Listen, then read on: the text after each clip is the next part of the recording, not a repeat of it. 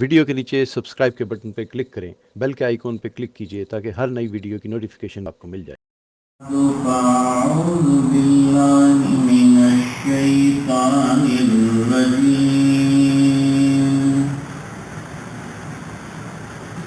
بسم الله الرحمن الرحيم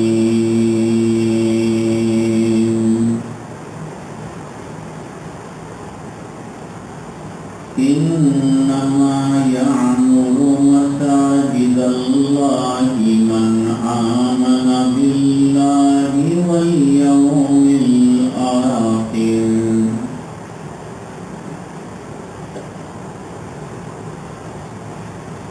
وأقام الصلاة وآتى الزكاة ولم يخش إلا الله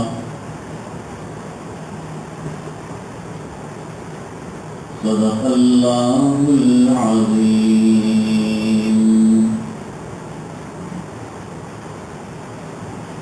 وقال النبي صلى الله عليه وسلم من بنى لله مسجدا بنى الله له مثله بيتا في الجنة صدق رسوله النبي الأمي الكريم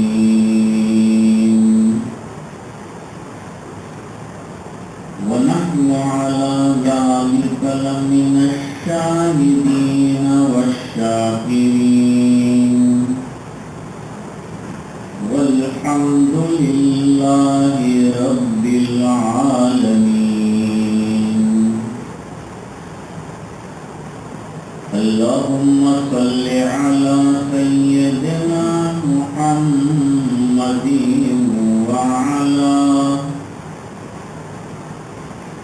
وعلى آل سيدنا محمد وبارك وسلم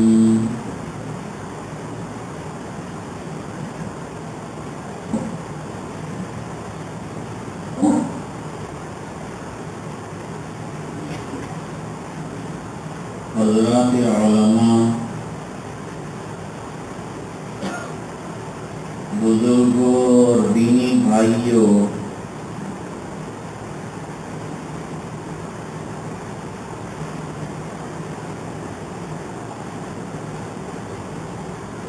دین کی تعمیر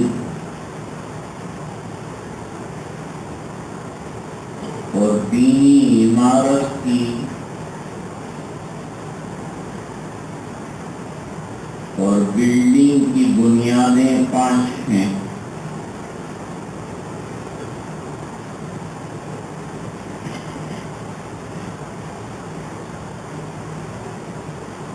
یا یوں سمجھ لیجیے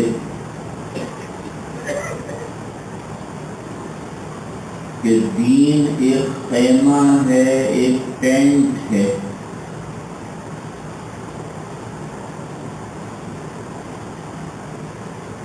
اور ٹینٹ کو اور خیمے کو کھڑا کرنے کے لیے بیچ میں پہلے لکڑی کھڑی کی جاتی ہے۔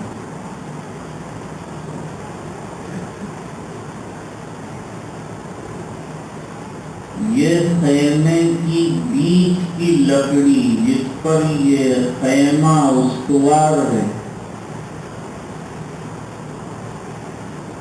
وہ ہے لا الہ الا اللہ محمد الرسول اللہ،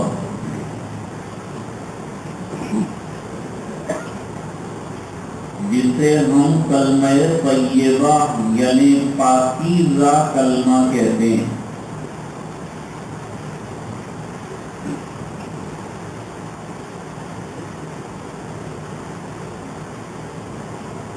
اسلامی بلڈنگ میں انٹرنس کا یہ دروازہ ہے،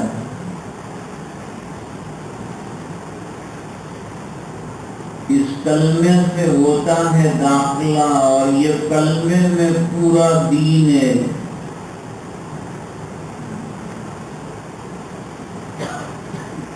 جیسے کھجور کی گٹھلی میں پورا کھجور کا درخت ہے، آم کی گٹھلی میں آم کا پورا درخت ہے، اس طرح کلمہ طیبہ میں پورے دین کا اقرار ہے۔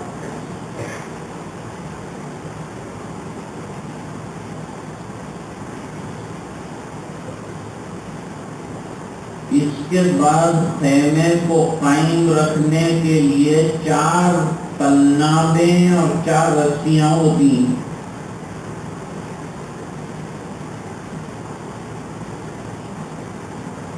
ان میں سے ایک اہم رسی لا الہ الا اللہ کے بعد نماز ہے۔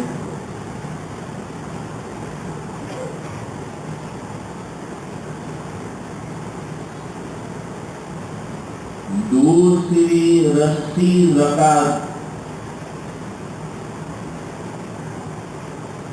تیسری رسی روزہ، اور چوتھی رسی حج۔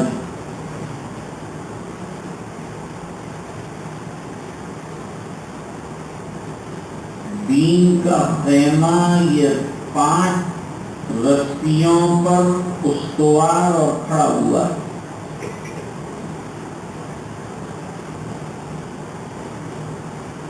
ایک رسی بھی اگر کٹ جائے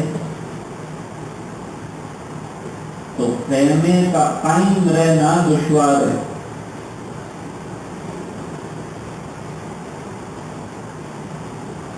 بلڈنگ کا ایک ستون بھی اگر کمزور ہو جائے تو پوری بلڈنگ کی مضبوطی پر اثر آئے گا۔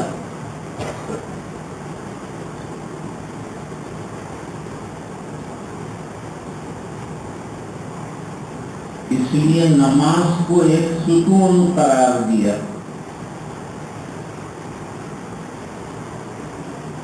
فرمایا الصلاۃ عماد الدین، نماز جو ہے دینی تعمیر کا ایک ستون ہے۔ فمن اقامہا اقام الدین، جس نے اس کو قائم کیا اس نے دین کو قائم کرنے کی کوشش کی، جس نے اس کو منہدم کر دیا وہ گویا دین کو منہدم کر رہا ہے، گرا رہا ہے۔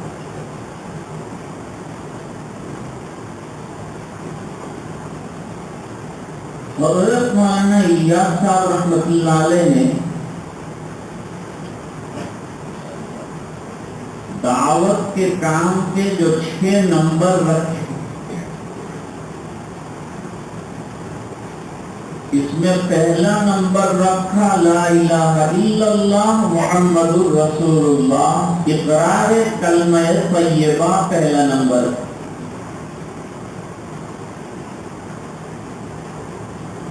کیونکہ اس کے بغیر تو اعمال ہی بیکار ہیں، کیونکہ اس کلمے کے ذریعے سے ایمان آئے گا اور ایمان کے بعد اعمال معتبر ہوں گے۔ اس لیے قرآن کریم میں بھی پہلے ان الذین آمنوا، اس کے بعد فرمایا وعملوا الصالحات۔ تو اعمال صالحہ کے لیے ایمان شرط ہے اللہ کے یہاں اجر اور بدلہ ملنے کے وقت۔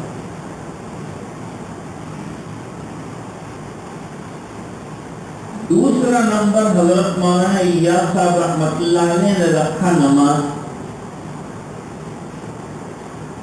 کیوں رکھا یہ نمبر؟ کلمے کی دلیل نماز ہے۔ آپ نے کلمے کا اقرار کیا ہے، اب آپ نے اپنے آپ کو مسلمان گردانا ہے، ایمان والا قرار دیا ہے، تو پھر ایمان کی دلیل پیش کرو، اور ایمان کی بڑی دلیل نماز کا قائم کرنا۔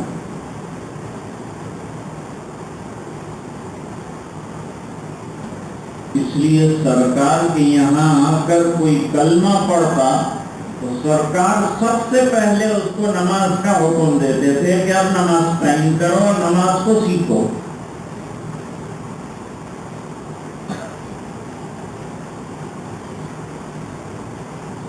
اور جب لشکر لے کر تشریف لے جاتے تھے تو کسی شہر کے باہر پڑاؤ ڈال کر انتظار کرتے تھے اذان کا.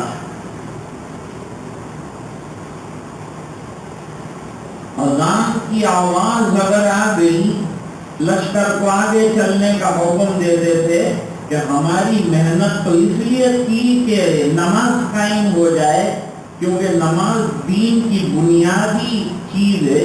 جب یہ قائم ہے تو دین قائم ہے.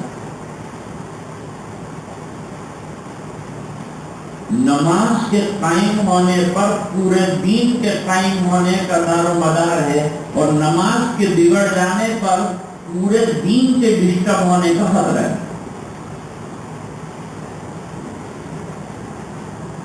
جیسے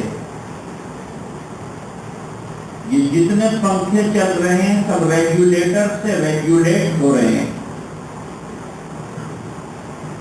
مائک چل رہا ہے تو ایمپلیفائر کے ذریعے سے چل رہا ہے. ایمپلیفائر اس کو کنٹرول کر رہا ہے، پنکھوں کو ریگولیٹر کنٹرول کر رہا ہے. اس طرح مومن کی پوری زندگی کو نماز کنٹرول کر.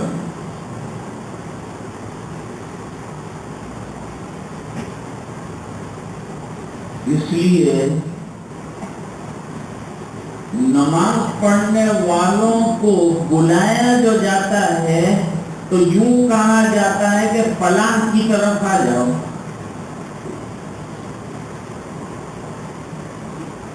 تم جس کامیابی کو دکانوں میں، کاروبار میں، ملازمت میں، اقتدار میں، کرسیوں میں، دنیا میں، تجارتوں میں، زراعتوں میں تلاش کر رہے ہو، وہ کامیابی مسجد میں ہے.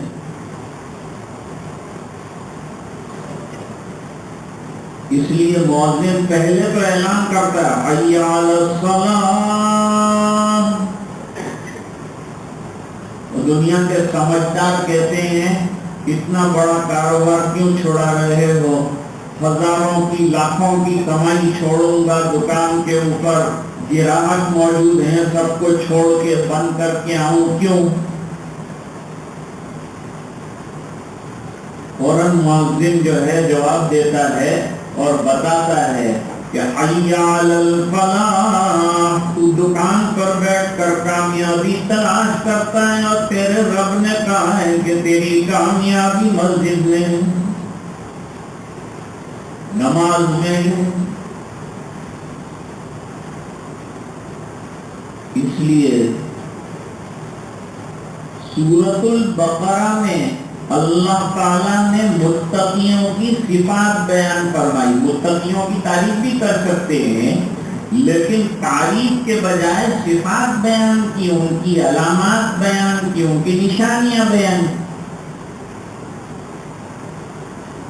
کون ہے متقین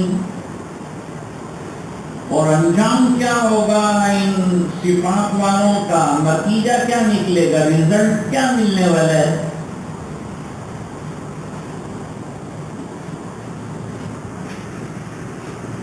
فرمایا الذین یؤمنون بالغیب. دیکھیے پہلے ایمان بالغیب کا تذکرہ فرمایا. پہلے عقیدہ، عقیدے کی درستگی کے بعد عمل درست ہوتے ہیں. عقیدے میں بگاڑ ہوگا تو عمل میں بھی بگاڑ آئے گا، اور عقیدہ مضبوط ہوگا تو عمل مضبوط ہوں گے. ایمان کی جڑوں کو مضبوط کرنا پڑے گا تو درخت جو ہوگا اس کی شاخیں بڑی بڑی نکلے گی. ایمان کے درخت میں عقیدہ جڑ کی حیثیت رکھتا ہے. جڑ نظر نہیں آتی، پتے نظر آتے ہیں تو اعمال نظر آئیں گے، ایمان نظر نہیں آئے گا. لیکن اعمال سے جڑ کا پتہ چلے گا کتنی گہری اور دور تک گئی ہوئی ہے. شاداب اور بڑی شاخوں والا درخت ہے، لوگ کہیں گے اس کی جڑ بڑی گہری معلوم ہوتی. تو اعمال جو ہیں وہ شاخیں اور پتوں کی طرح ہے.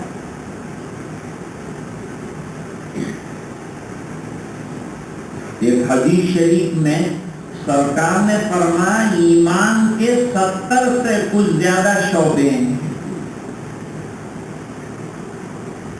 یعنی ایمان ایک درخت ہے اور درخت کی 70 سے زیادہ شاخیں ہیں، برانچیز ہیں.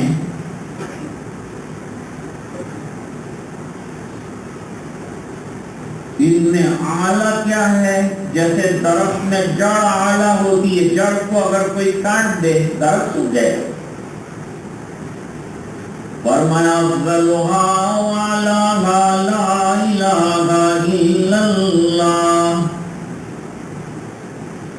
افضل اور اعلیٰ شعبہ ایمان کا ہے لا الہ الا اللہ، یعنی عقیدوں کی عمدگی اور عقیدوں کی پختگی کہ اللہ کے علاوہ کرنے والے کوئی نہیں. یقین اس پر آ جائے تو اعمال میں بھی یقین آئے.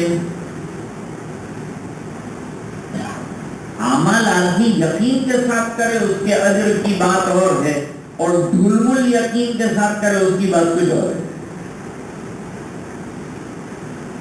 صحابہ جو اعمال کرتے تھے وہ پختہ یقین کے ساتھ کرتے تھے،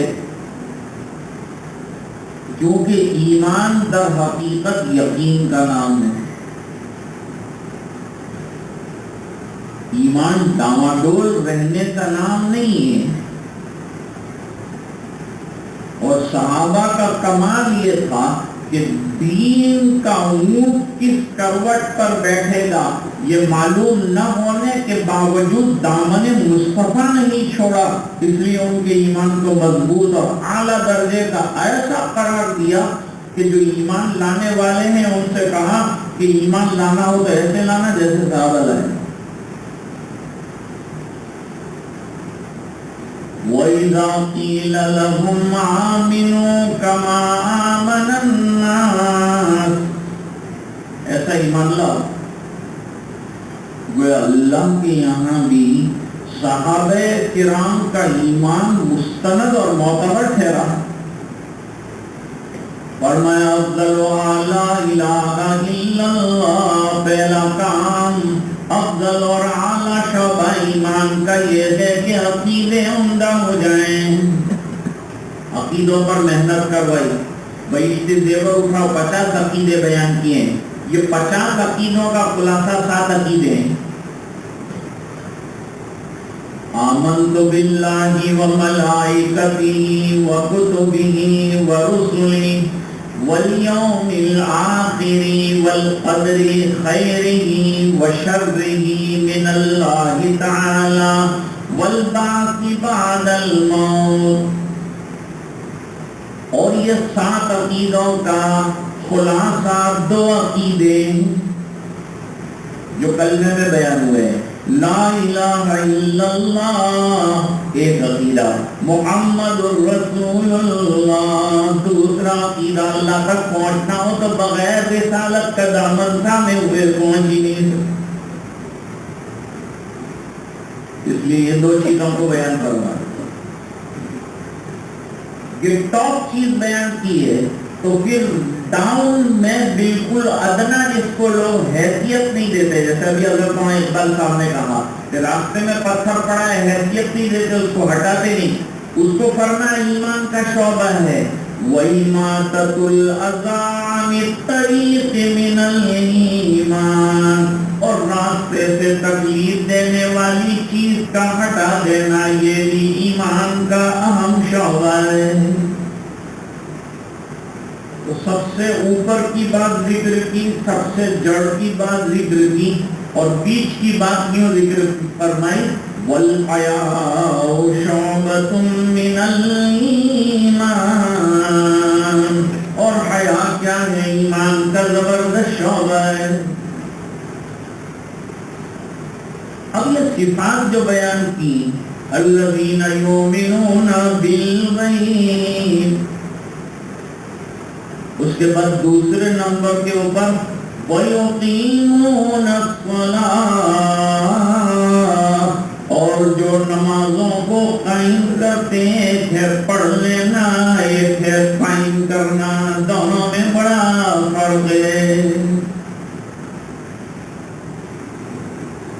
جو نمازوں کے قائم کرنے والے ہیں وہ نمازوں کے عاشق ہیں۔ میرے والد صاحب فرماتے تھے قرآن سے وابستگی کافی نہیں ہے، قرآن سے عشق چاہیے۔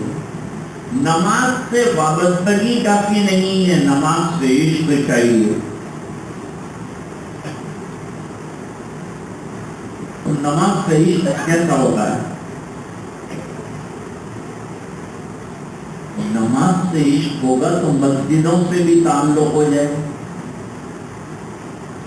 کیونکہ نماز کا اہم رکن سجدہ ہے، اس لیے اللہ کے گھر کا نام مسجد رکھا، سجدے کی جگہ رکھا، سجدے کی جگہ، رکوع کی جگہ نہیں کہا، قیام کی جگہ نہیں کہا، قعود کی جگہ نہیں کہا، اور سجدے کی جگہ کہا، اس بنا پر کہ تذلل اور انکساری کا ظہور اعلیٰ سجدے کے اندر ہوگا، اتنا کہ اللہ تعالیٰ رفعتیں اور بلندیاں عطا فرمائیں گے۔ جب پیشانی کو خاک آلود کرے گا اللہ درجوں کو بلند فرمائیں گے۔ من تواضع للہ رفعہ اللہ۔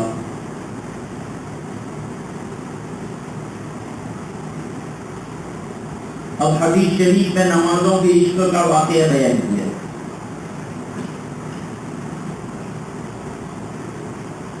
ایک لشکر چلا ہے سرکار کے ساتھ، اور رات کا وقت ہو گیا تو نگرانی کے لیے کوئی چاہیے، لشکر کی نگرانی اور چوکیداری کوئی کرے۔ اعلان فرمایا کون تیار ہے بھائی، کون کرے گا نگرانی؟ آج کی رات چوکیداری کا فریضہ سامنے والے ٹیلے کے اوپر پوری رات کا پوسٹنگ ہے، کون کرے گا؟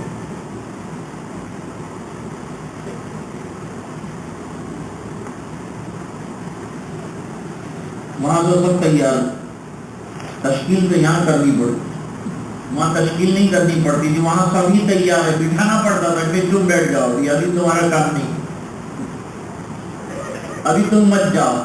چھوٹا بچہ ہے وہ اپنی انگلیوں کے اوپر کھڑا ہے، پنجوں کے اوپر کھڑا ہے، میں بھی جان دینے کے لیے چلوں گا۔ وہ جو ہے دوسرا وہ گیا ہے، میں بھی جاؤں گا۔ وہاں جان دینے کے لیے لین لگا ہوا ہے، یہاں وقت دینے کے لالے پڑے ہوئے ہیں۔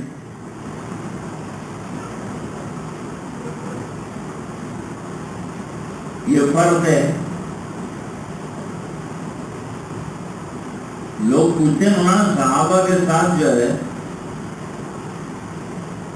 چھوٹے چھوٹے علماء آتے ہیں، ان کے ساتھ کتنے القاب ہوتے ہیں، علامہ اور مفسر اور محقق اور مدقق،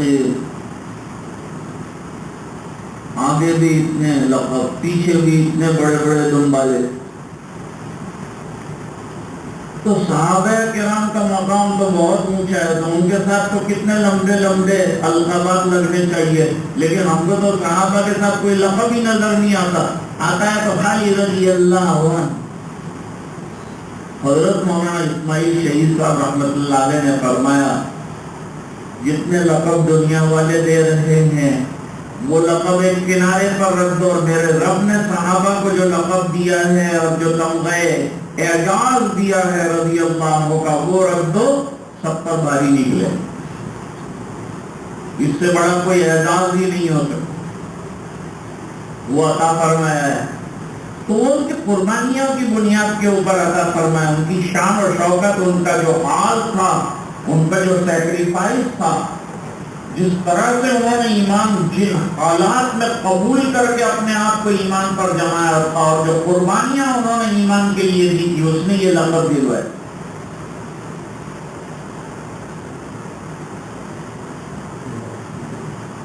لوگ بزرگوں کو دیکھتے ہیں ماشاءاللہ آؤ بھگت ہو رہی ہے، دسترخوان پر طرح طرح کے کھانے چنے گئے ہیں۔ حضرت آپ کے تو مزے ہی مزے ہیں، تو حضرت کے مزے ہیں تو افطار دیکھ رہا ہے تو روزہ بھی رکھا تھا وہ تو دیکھ، جو قربانیاں گزری ہیں وہ بھی دیکھنا۔ ایک مسجد میں میرے والد صاحب اذان بھی دیتے تھے، نماز بھی پڑھاتے تھے، مسجد کی نالیاں بھی صاف کرتے تھے، اور اذان کے بعد محلے میں نکل کر صبح میں کوئی نماز پڑھنے والا نہیں، ان کو راضی کر کر کے لاتے تھے نماز پڑھوا۔ اب مسجد جب آباد ہوئی، لوگوں نے کہا نئے امام صاحب کی محنت بہت ہے۔ میں نے کہا پرانے امام کے رات کے رونے کا نتیجہ ہے کہ اللہ تعالیٰ نے مسجد کو آباد کیا ہوا ہے۔ اب حضرت شیخ کا اتنا اونچا مقام ہو گیا، جہاں جہاں ان کا تذکرہ، جہاں جہاں ان کا تذکرہ، تو وہ بھی کسی نے دیکھا کہ نالیاں بھی صاف کی ہوئی ہے۔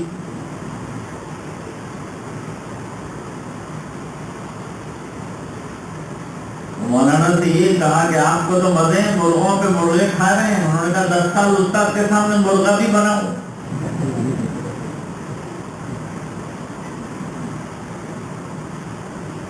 تو وہاں سب عشاق تھے، صحابہ کرام بڑے عاشق۔ سرکار نے اعلان فرمایا، کون؟ 2 صحابی جھٹ کھڑے ہو گئے، ہم دونوں تیار ہیں۔ سرکار نے فرمایا سامنے نتیجے پر چلے، رات وہاں گزار لیں۔ وہاں سے پورا لشکر، چھاؤنی پوری نظر آئی، دشمن آتا ہوا ہوگا تو وہ بھی نظر آئے گا، وہاں جاؤ۔ بہت اچھی بات ہے۔ اب ہم ہوتے اچھا ٹائم ملا ہے، چلو بیٹھ کے گپ شپ کریں۔ واٹس ایپ کے اوپر آتا ہے گپ شپ۔ اس کے لیے انسان نہیں پیدا ہوا ہے کہ گپ شپ کرے۔ ما یلفظ من قول الا لدیہ رقیب عتید۔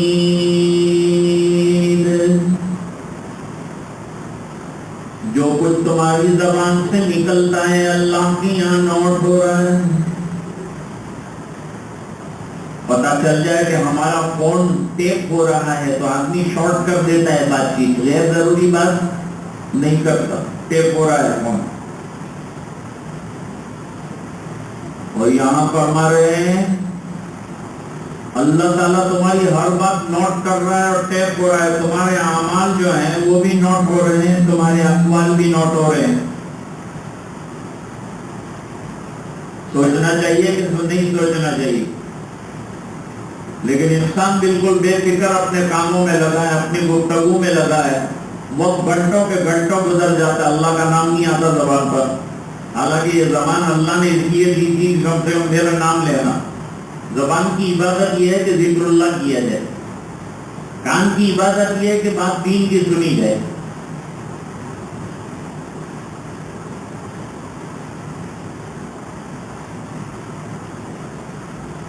دونوں حضرات وہاں بیٹھ کر سوچ رہے ہیں کہ رات کو بنانا ہے کام کا۔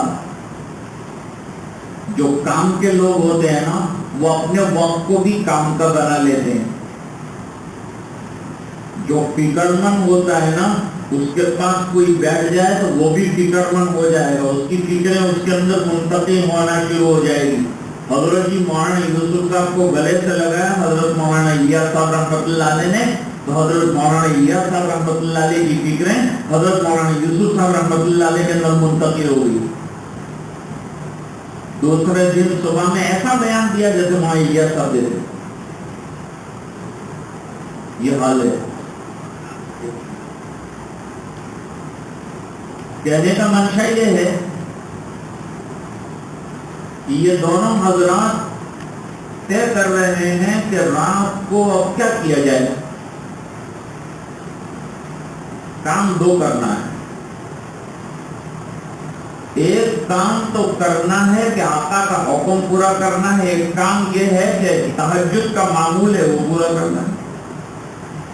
تہجد کون پڑھے گا؟ جو عاشق نماز ہو وہ تہجد پڑھے گا، جس کو نماز ہی سے لینا دینا نہیں ہو، تہجد کی بات پر تہجد کرے۔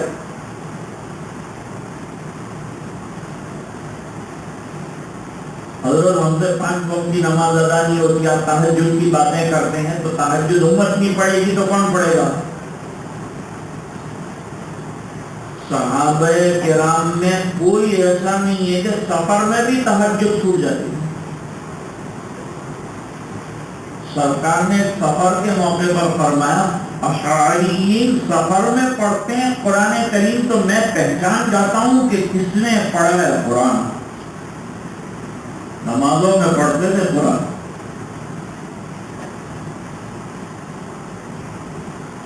اب مشورہ ہو رہا ہے جب آدمی خیر کا ارادہ کرتا ہے تو اللہ تعالیٰ خیر کے راستے کھولتے ہیں.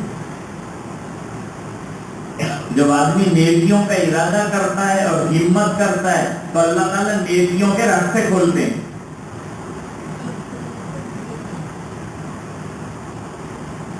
حضرت حاجی صاحب نے دل میں ارادہ کیا کہ اللہ کا گھر بننا ہے تو ان کی تعریف سنی. اس سے معلوم ہوا کہ 65 روپے سے اللہ تعالیٰ نے اللہ کا گھر بنایا. آدمی ٹھان لے کہ مجھے کرنا ہے تو اللہ کرنے والے راستے اس کے سامنے لے آئیں گے. جو آدمی گناہ سے بچنا چاہے گا تو اللہ عزم مصمم بھی دیں گے, اس کو ہمت بھی دیں گے, شیطان پر نفس پر غلبہ بھی دیں گے اور اسے بچنے کا راستہ بھی بتائیں گے. جیسے حضرت یوسف علیہ السلام کو راستہ بتا دیا کہ یوں نکلنا ہے, تم کو اپنی عزت یوں بچانا ہے, یوں خواہشات کو توڑ تاڑ کے ختم کر دینا ہے, اس طرح سے نکلنا ہے کہ انبیاء کرام کا جو پرچم ہے عزت کا اس کو آنچنا ہے, دامن عزت پر دام نہ لگے.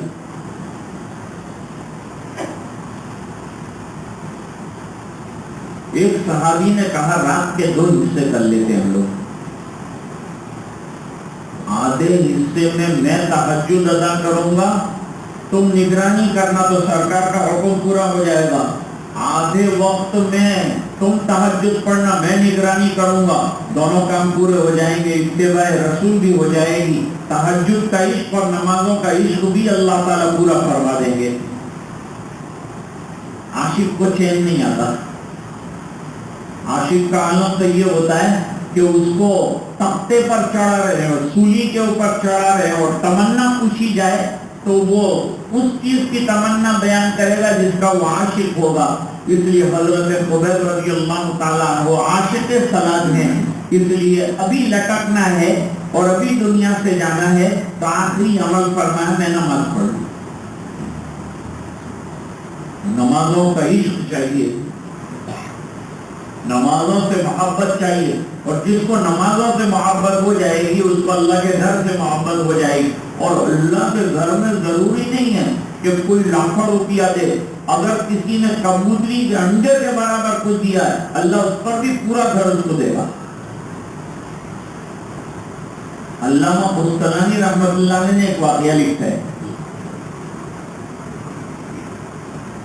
اللہ کیسے دیتے ہیں, اس کے خزانے میں کوئی کمی تو ہے نہیں, وہ تو اللہ کے راستے میں اینٹ دینے والے کو بھی پورا محل دیتے ہیں. اب ہم نے جو بنایا ہے اپنی حیثیت کے مطابق اللہ کا گھر بنایا, لیکن اللہ جب دینے پہ آئیں گے تو اپنی شان کے مطابق دیں گے. اس کی شان نرالی ہے, اس لیے وہ جو دیں گے وہ محل کی بات کی نرالی ہوگی. حضرت عثمان رضی اللہ تعالیٰ عنہ نے شاندار مسجد نبوی بنائی اور امپورٹ کی لکڑی اور پتھر باہر سے منگوائے. لوگوں نے کہا یہ کیا بنایا آپ نے, کوئی محل بنایا, کیا بنایا, کیوں اتنا خرچ کیا, اپنا ذاتی خرچ کیا تھا. حضرت عثمان غنی رضی اللہ تعالیٰ عنہ نے مسجد نبوی پر فرمایا میں نے حدیث سنی ہے سرکار سے, من بنا مسجد للہ, یہ امام بخاری رحمۃ اللہ علیہ کے الفاظ ہیں کہ جس نے اللہ کے لیے مسجد بنائی, اللہ کے واسطے بنائی, اللہ کو راضی کرنے کے لیے بنائی, بن اللہ لہ مثلہ فی الجنہ, جیسی اس نے بنائی اس کا مثل اللہ اپنے شایان شان آخرت کے اندر اس کو گھر بنا کے دیں گے. اس لیے میں نے شاندار بنائی کہ مجھے شاندار گھر اللہ وہاں نصیب فرمائے.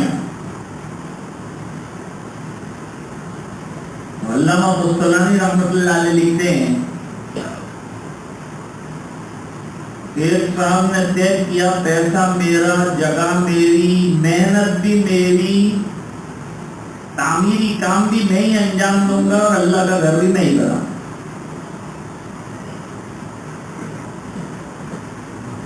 ایک تو تعمیر કરવાનો રસ્તો એ છે કે આપણે પૈસા આપીએ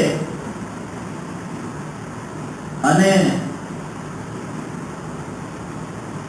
વિવિધ પ્રકારના મજદૂરો એ કામ કરતા હોય અને અલ્લાહનું ઘર તૈયાર થાય કે જેને ઘર બનાવવું હોય તે તૈયાર થાય.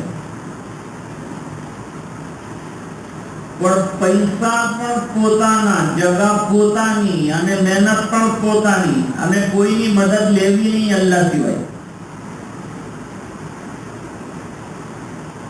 એ જરા મુશ્કેલ કામ કહેવાય.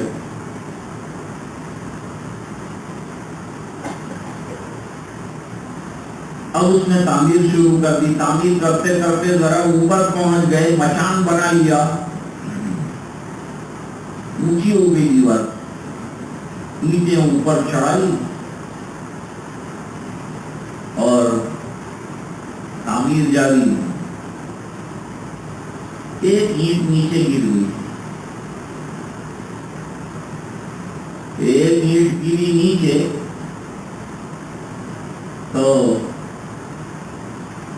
ऊपर से देख रहा अल्लाह का बंदा का ये लेने के लिए नीचे तो उतरना पड़ेगा. अभी तो वो देख रहा था इतने में मुसलमान गुजर रहा था करीब. उसने कहा भाई मत उतर, मैं दे देता हूँ, कितना काम तो मैं करता. उसने ईंट उठाकर दे दी. तामीर मुकम्मल हो गई, मस्जिद आबाद हो गई. मस्जिद बनने के बाद मस्जिद को आबाद करना बहुत जरूरी. इसलिए आयत जो मैंने आपके सामने पढ़ी इसमें अल्लाह ताला फरमाते हैं इन्नमा यामुरु मसाजिदल्लाहि मन आमन बिल्लाहि वल यौमिल आखिर. अल्लाह का घर वो तामीर करते हैं जो अल्लाह पर और आखिरत पर ईमान रखते हैं. वही तामीर करेंगे जो अल्लाह पर ईमान नहीं रखते होंगे, जो बुतों पर रखते होंगे वो मस्जिद को तोड़ने का काम करेंगे. ईमान वाला मस्जिद बनाने का काम करता है, जिसमें ईमान नहीं है तोड़ने का काम करता है. मोहब्बत कौन करेगा? अल्लाह के घर से मोहब्बत वो करेगा जिसे अल्लाह की मोहब्बत. तामीर की दो किस्में हैं. एक है जाहिरी तामीर, ईंट है, पत्थर है, ये तमाम चीजें लगाना, ये भी एक तामीर है.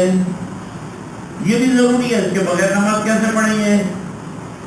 और दूसरा फरमाया तामीर की दूसरी किस्म है तामीर बातिनी, यानी मस्जिद को अंदर से नमाजियों के जरिए से आबाद करना.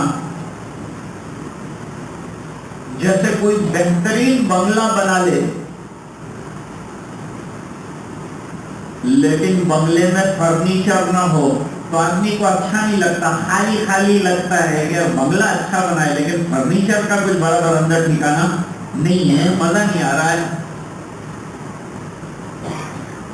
जैसे बंगले की रौनक और जीनत फर्नीचर के जरिए से होती है, इसी तरह अल्लाह के घर की जीनत नमाजियों के जरिए से होती है.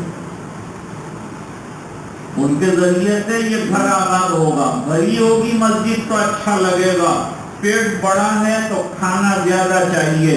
अब मस्जिद को आबाद करने की मेहनत आप लोगों के जिम्मे है कि अल्लाह का घर बनाने वाले ने बना के दिया. अब हमारा काम यह है कि हम नमाज भी बनाएं और मस्जिद को भी तामीर बातिनी से आरास्ता करें, यानी मस्जिद को आबाद करने वाली मेहनत करें. मस्जिद में आए भी और मस्जिद में लाएं. मस्जिद में आना भी है, मस्जिद में लाना भी है. अजान आवाज आ रही है, दौड़कर मस्जिद की तरफ आना है, साथियों को मस्जिद की तरफ लाना है. मोमिन के दो काम है, दीन पर आना और दीन पर लाना. मोमिन के दो काम है, सीखना और सिखाना. مومن کے دو کام ہیں، عمل کرنا اور عمل کی دعوت دینا، اور جب تک امت دعوت دیتی رہے گی اللہ عزت دیں گے، اور جب دعوت کا کام چھوٹ جائے گا تو عزت کے بجائے تنزل آئے گا۔ ہماری کامیابی کا راز ہی ہماری دعوت کے اندر پوشیدہ ہے کہ ہم اللہ کے بندوں کو دین کی طرف بلاتے رہیں گے اور خود دین پر قائم رہیں گے تو اللہ تعالی ہم کو قائم رکھے گا، دین قیامت تک رہے گا۔ ہمارے قیام کا دار و مدار دعوت اور دین کی محنت پر۔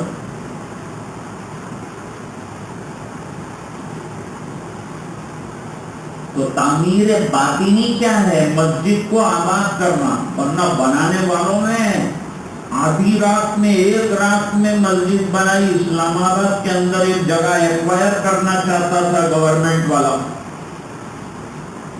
سب گاؤں والے جو ہے رات کے اندر لگ گئے کام کے اندر، اور ایسی محنت کی نوجوانوں نے کہ صبح ہونے سے پہلے مسجد میں اذان ہو گئی۔ جانتے ہیں اس مسجد کا نام کیا رکھا؟ اس مسجد کا نام رکھا مسجد شب بھر۔ ایک ہی رات کے اندر مسجد کھڑی کر کے رکھی، مسجد تو بنا لی شب بھر میں، ایمان کی حرارت والوں نے۔ من اپنا پرانا پاپی ہے، برسوں میں نماز ہی بن نہ سکا۔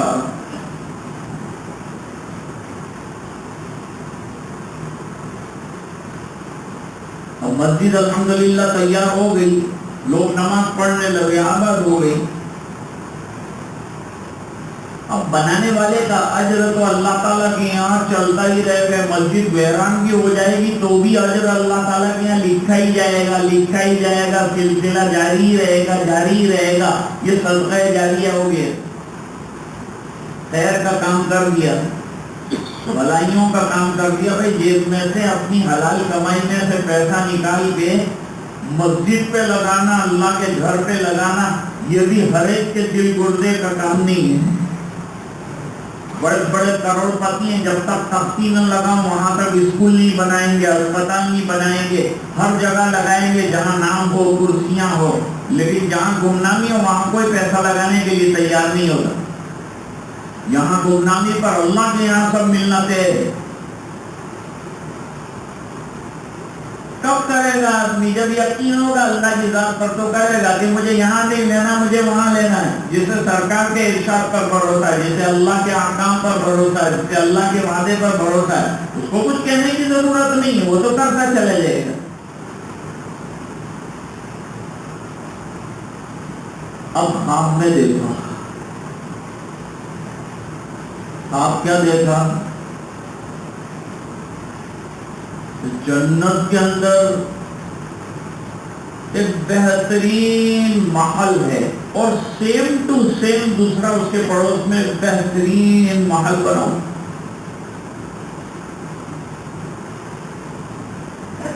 جس نے مسجد بنائی تھی اس کو سیر کروا رہے ہیں جنت۔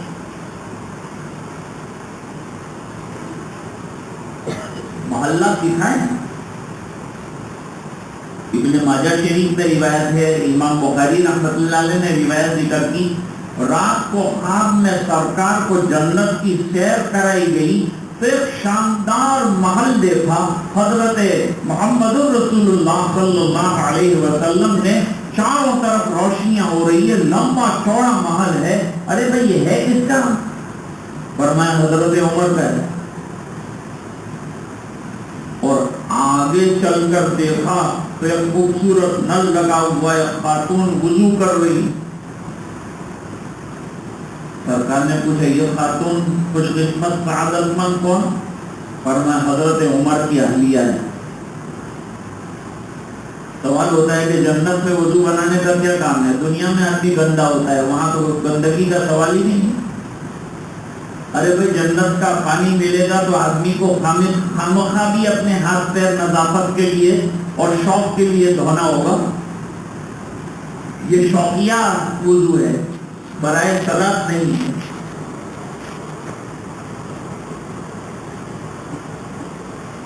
محل دیکھا، پوچھا اللہ اتنا خوبصورت محل کس کا ہے؟ فرمایا تیرا ہے۔ میں نے ایسا حضرت کیا کام کیا؟ مجھے تو کچھ عمل یاد نہیں ہے میرا. ارے تو نے ہمارا گھر بنایا تھا، ہم نے تیرا گھر بنا دیا. لیکن اللہ یہ بالکل ڈیٹو کاپی پڑوس میں بنایا ہے.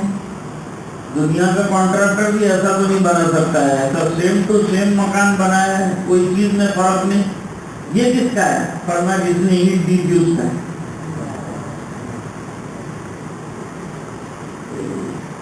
تو اللہ اس نے تو خالی جاتے جاتے راستے میں چلتے چلتے ایک اینٹ دی تھی. فرمایا یہ میری شان رحمت سے بعید ہوں کہ تجھے محل دوں اور اینٹ دینے والے کو اینٹ دوں. اس لیے میں نے اپنے شایان شان دیا ہے. اس نے اپنی حیثیت سے کام کیا، میں نے اپنی شان کے مطابق ادا کیا. کس کا کیا عمل اور کون سا کام اللہ کے یہاں کتنا مقبول اور قبول ہوگا کہہ نہیں سکتے. اس لیے فرمایا کام کرتے ہی جاؤ. ایندری رامی تراشونی کراش. اس راستے میں تو کام ہی کام کرنا. کام دین نام ہی کام کا ہے دوستو، باتوں کا کام ہی نہیں ہے. کام لاؤ. میں آپ کو کام میں لگاؤ. صحابہ کی تقریریں نہیں ملے گی، کام ملے گا. کتابیں حدیث کی اٹھاؤ، صحابہ کے اعمال ملیں گے. نبی کی بھی لمبی تقریریں آپ کو نہیں ملے گی، کام کی بات ملے گی. جب ضرورت پڑتی ہے کام کی بات کہتے ہیں، بات ختم کر دیتے ہیں. آپ گھڑی دیکھ کے بیٹھے ہیں، کب شروع کرتا ہے کب ختم کرتا ہے. سرکار کے زمانے میں گھڑیاں تھی نہیں. جب چاہتے تھے سرکار ممبر پہ بیٹھ کے بضرورت تقریر کرتے تھے، ختم کر دیتے. آج لمبی تقریر کرنے والے مولانا کو لوگ پسند کرتے ہیں. بھائی وہ لمبی تقریر کر رہے، تو نے لیا کیا لمبی میں سے؟ لمبا ہو کے بیٹھا تھا، لمبا ہو کے سو گیا، فجر کی نماز پڑھا نہیں. کیا کرے گا لمبی تقریر؟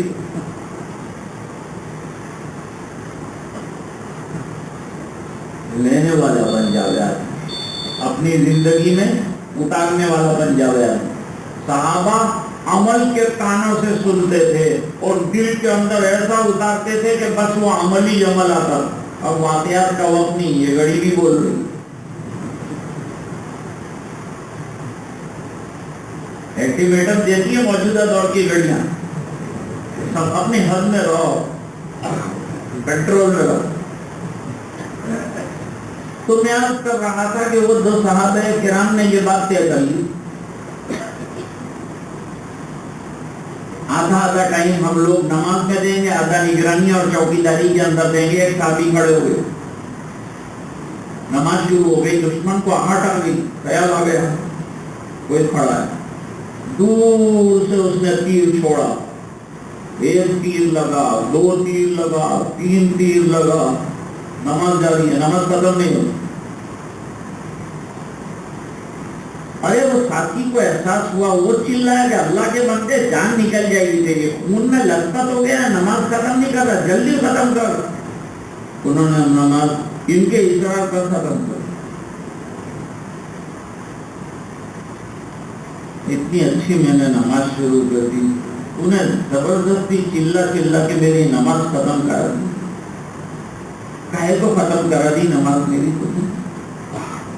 میں نے کتنی اچھی سورت قرآن کریم کی شروع کر رکھی تھی. میرا دل چاہتا تھا جان نکل جائے تو جان تو ہے ہی ہے نا، دینے کے لیے اللہ کے راستے میں چلی جاتی، کتاب اللہ کے لیے چلی جاتی، نماز میں چلی جاتی تو یہ تو قابل رشک ہو جاتا. تو پھر کیا تو نے میری نماز کو ختم کرا دیا. خون میں لطف ہو کے بھی نماز کا عاشق نماز پڑھ رہا ہے. نماز سے ایسی محبت اپنے اندر پیدا کر. اور مسجد بن گئی تو نماز کو بنانے کی محنت کرو کہ سجدہ میرا کیسا ہو، رکوع میرا کیسا ہو، قیام میرا کیسا ہو. جلدی مسجد سے نکل جانے کی فکر کے بجائے مسجد میں جمنے والا آدمی بن جائے. حدیث پاک میں فرمایا وہ نوجوان قابل رشک ہے کہ جس کو دیکھ کر اللہ یاد آئے اور جو بازار سے بھاگے اللہ کے گھر میں آئے.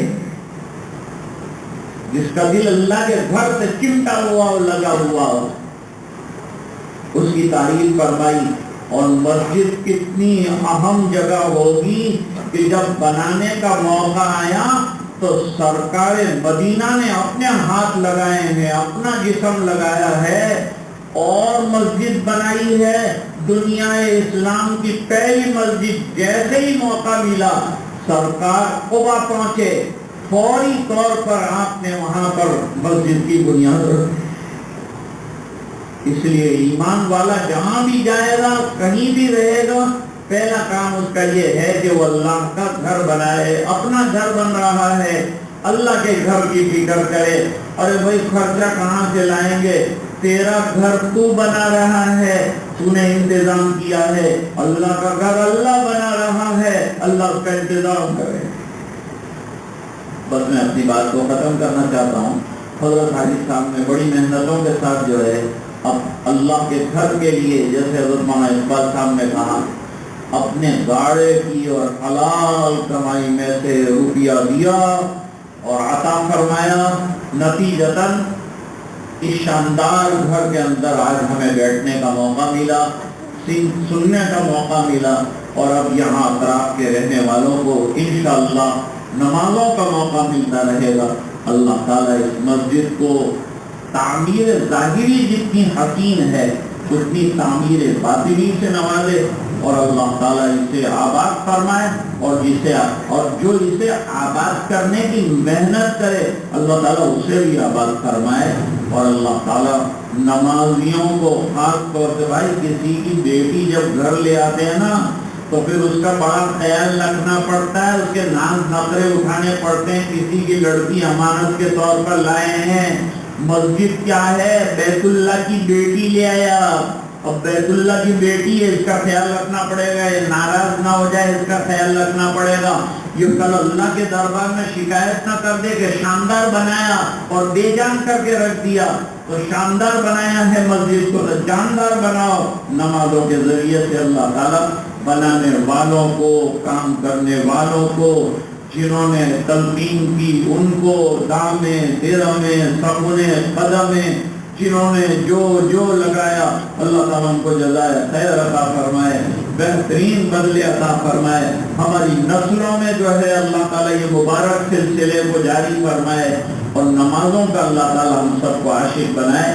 بڑوں کے سامنے چھوٹوں کو بولنا اچھا نہیں ہوتا، لیکن حکم تھا، اس لیے یہ چند کلمات آپ کی خدمت میں عرض کیے۔ اللہ مجھے عمل کی توفیق عطا فرمائے، پوری امت کو عمل کی توفیق عطا فرمائے۔ اچھی باتیں کہنے سننے سے زیادہ اس پر ہمیں عمل کرنے کا اللہ تعالیٰ جذبہ اور ذوق اور شوق عطا فرمائے۔ باقر دعوانا الحمدللہ۔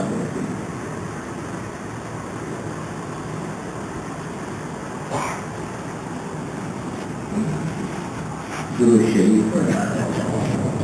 اللهم صل على سيدنا محمد وعلى آل سيدنا محمد وبارك وسلم۔ ربنا آتنا في الدنيا حسنة وفي الآخرة حسنة وقنا عذاب النار، قنا عذاب القبر وقنا عذاب الحشر وقنا عذاب الفقر وقنا عذاب الدين، واحشرنا يوم القيامة مع الأبرار۔ ربنا لا تزغ قلوبنا بعد إذ هديتنا وهب لنا من لدنك رحمة إنك أنت الوهاب۔ ربنا اغفر لنا ذنوبنا وإسرافنا في أمرنا وثبت أقدامنا وانصرنا على القوم الكافرين۔ رب اجعلني مقيم الصلاة ومن ذريتي ربنا وتقبل دعاء۔ ربنا اغفر لي ولوالدي وللمؤمنين يوم يقوم الحساب۔ ربنا اغفر لنا ولإخواننا الذين سبقونا بالإيمان ولا تجعل في قلوبنا غلا للذين آمنوا ربنا إنك رؤوف رحيم۔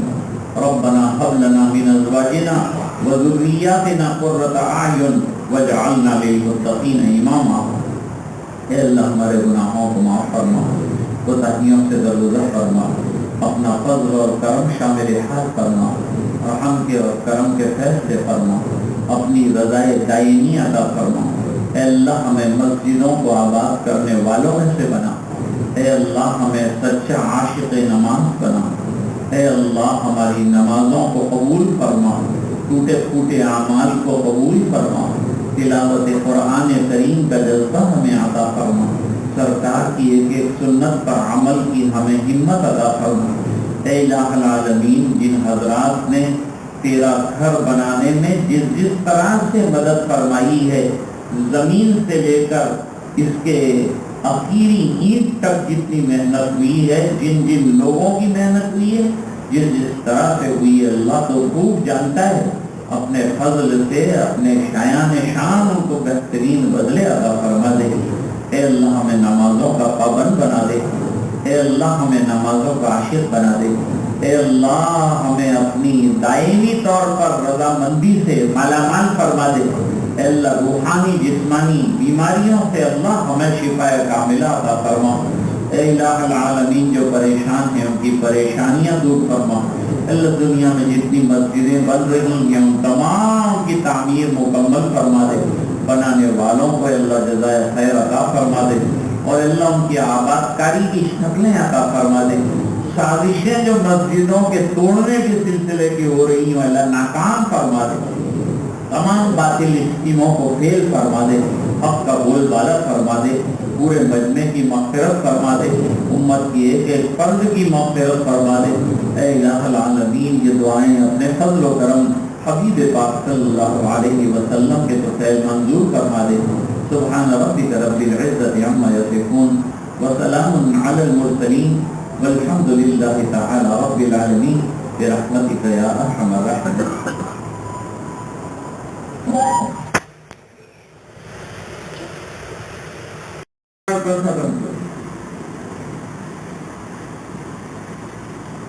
اتنی اچھی میں نے نماز شروع کر دی، انہیں زبردستی چلا چلا کے میری نماز ختم کرا دی، کہے تو ختم کرا دی نماز میری کو۔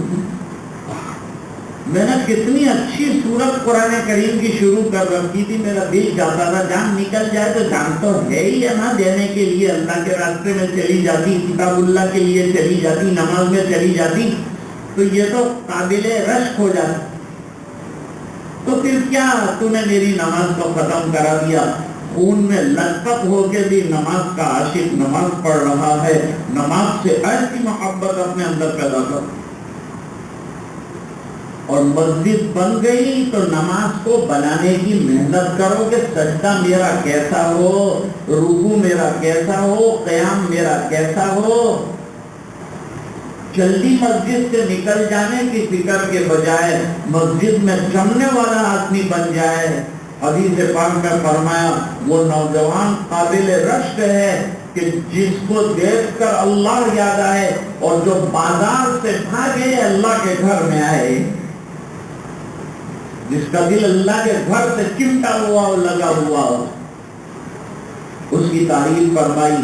اور مسجد کتنی اہم جگہ ہوگی کہ جب بنانے کا موقع آیا تو سرکار مدینہ نے اپنے ہاتھ لگائے ہیں، اپنا جسم لگایا ہے اور مسجد بنائی ہے۔ دنیا اسلام کی پہلی مسجد، جیسے ہی موقع ملا سرکار قبا پہنچے، فوری طور پر آپ نے وہاں پر مسجد کی بنیاد رکھی۔ اس لیے ایمان والا جہاں بھی جائے گا، کہیں بھی رہے گا، پہلا کام اس کا یہ ہے کہ وہ اللہ کا گھر بنائے۔ اپنا گھر بن رہا ہے، اللہ کے گھر کی فکر کرے۔ ارے بھائی خرچہ کہاں سے لائیں گے؟ تیرا گھر تو بنا رہا ہے، تو نے انتظام کیا ہے۔ اللہ کا گھر اللہ بنا رہا ہے، اللہ اس کا انتظام کرے۔ بس میں اپنی بات کو ختم کرنا چاہتا ہوں۔ حضرت حاجی صاحب نے بڑی محنتوں کے ساتھ جو ہے اب اللہ کے گھر کے لیے، جیسے حضرت مولانا اقبال صاحب نے کہا، اپنے گاڑے کی اور حلال کمائی میں سے روپیہ دیا اور عطا فرمایا۔ نتیجتاً اس شاندار گھر کے اندر آج ہمیں بیٹھنے کا موقع ملا، سننے کا موقع ملا، اور اب یہاں اطراف کے رہنے والوں کو انشاءاللہ نمازوں کا موقع ملتا رہے گا۔ اللہ تعالیٰ اس مسجد کو تعمیر ظاہری جتنی حسین ہے اتنی تعمیر باطنی سے نوازے، اور اللہ تعالیٰ اسے آباد فرمائے، اور جو اسے آباد کرنے کی محنت کرے اللہ تعالیٰ اسے بھی آباد فرمائے۔ اور اللہ تعالیٰ نمازیوں کو خاص طور سے، بھائی کسی کی بیٹی جب گھر لے آتے ہیں نا تو پھر اس کا بڑا خیال رکھنا پڑتا ہے، اس کے ناز نخرے اٹھانے پڑتے ہیں۔ کسی کی لڑکی امانت کے طور پر لائے ہیں، مسجد کیا ہے، بیت اللہ کی بیٹی لے آیا، اب بیت اللہ کی بیٹی ہے، اس کا خیال رکھنا پڑے گا، یہ ناراض نہ ہو جائے اس کا خیال رکھنا پڑے گا، یہ کل اللہ کے دربار میں شکایت نہ کر دے کہ شاندار بنایا اور بے جان کر کے رکھ دیا۔ تو شاندار بنایا ہے مسجد کو تو جاندار بناؤ نمازوں کے ذریعے سے۔ اللہ تعالیٰ بنانے والوں کو، کام کرنے والوں کو، جنہوں نے تلقین کی ان کو، دامیں درمیں سگنے قدمیں، جنہوں نے جو لگایا، اللہ تعالیٰ ان کو جزائے خیر عطا فرمائے، بہترین بدلے عطا فرمائے۔ ہماری نسلوں میں جو ہے اللہ تعالیٰ یہ مبارک سلسلے کو جاری فرمائے، اور نمازوں کا اللہ تعالیٰ ہم سب کو عاشق بنائے۔ بڑوں کے سامنے چھوٹوں کو بولنا اچھا نہیں ہوتا، لیکن حکم تھا، اس لیے یہ چند کلمات آپ کی خدمت میں عرض کیے۔ اللہ مجھے عمل کی توفیق عطا فرمائے، پوری امت کو عمل کی توفیق عطا فرمائے۔ اچھی باتیں کہنے سننے سے زیادہ اس پر ہمیں عمل کرنے کا اللہ تعالیٰ جذبہ اور ذوق اور شوق عطا فرمائے۔ باقر دعوانا الحمدللہ۔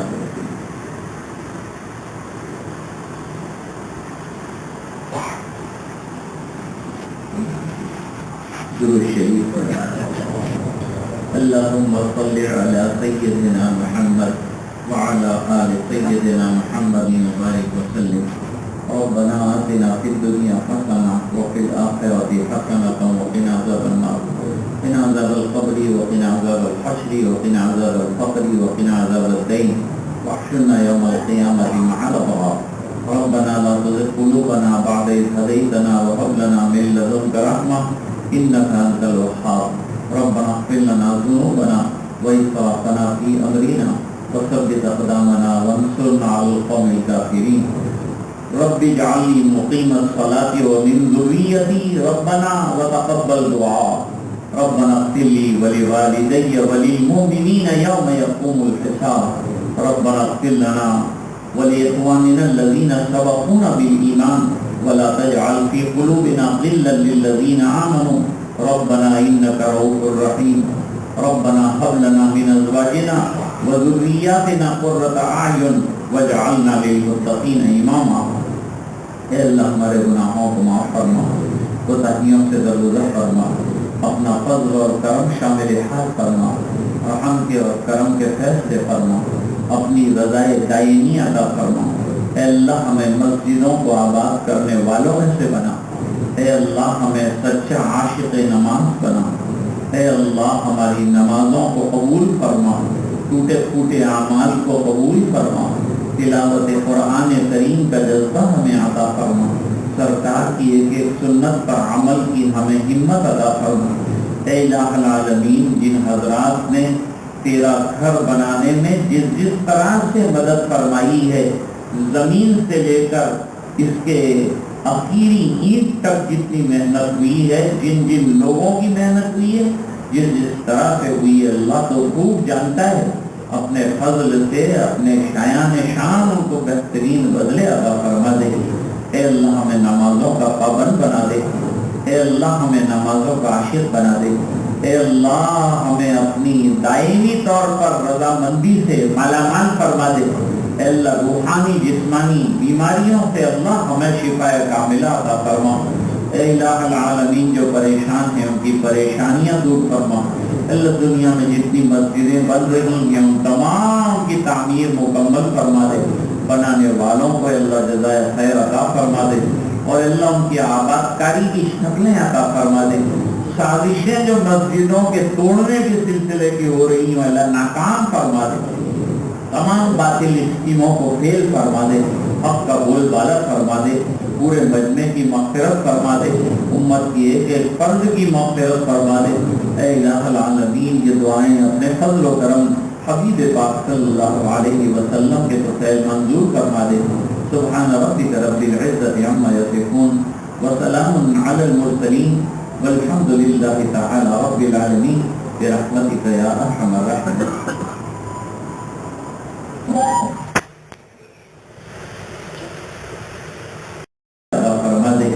اے اللہ ہمیں نمازوں کا پابند بنا دے۔ اے اللہ ہمیں نمازوں کا عاشق بنا دے۔ اے اللہ ہمیں اپنی دائمی طور پر رضامندی سے مالا مال فرما دے۔ اے اللہ روحانی جسمانی بیماریوں سے اللہ ہمیں شفا کاملہ عطا فرما۔ اے الہ العالمین جو پریشان ہیں ان کی پریشانیاں دور فرما. اللہ دنیا میں جتنی مسجدیں بن رہی ہیں ان تمام کی تعمیر مکمل فرما دے. بنانے والوں کو اللہ جزائے خیر عطا فرما دے اور اللہ ان کی آباد کاری کی شکلیں عطا فرما دے. سازشیں جو مسجدوں کے توڑنے کے سلسلے کی ہو رہی ہیں اللہ ناکام فرما دے. تمام باطل اسکیموں کو فیل فرما دے. حق کا بول بالا فرما دے. پورے مجمع کی مغفرت فرما دے. امت کی ایک ایک فرد کی مغفرت فرما دے. اے الہ العالمین یہ دعائیں اپنے فضل و کرم حبیب پاک صلی اللہ علیہ وسلم کے فضل منظور فرما دے. سبحان ربک رب العزت عما یصفون وسلام علی المرسلین والحمد للہ تعالی رب العالمین برحمتک یا ارحم الراحمین.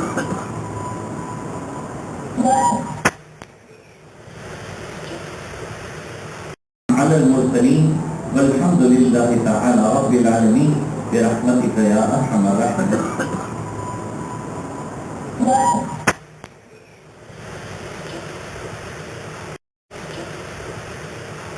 إلى جنة في أعالي سماء جمال الوجود بذكر